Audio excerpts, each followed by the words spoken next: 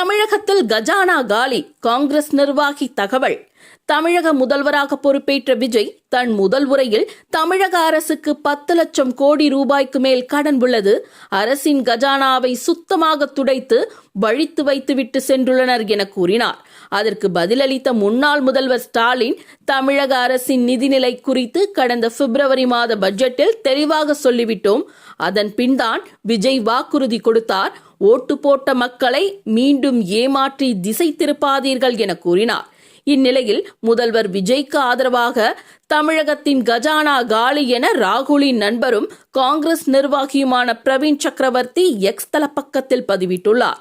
அதில் தமிழக அரசின் ஒவ்வொரு 100 ரூபாய் வருவாயிலும் 20 ரூபாய்க்கு மேல் கடனுக்கான வட்டிக்கே செலவாகிறது. இது மற்ற பெரிய மாநிலங்களை விட அதிகம். வட்டி, சம்பளம், ஓய்வூதியம் என கட்டாய செலவுகளுக்கே 40 ரூபாய் போய்விடுகிறது. கஜானா காலி என குறிப்பிட்டுள்ளார்.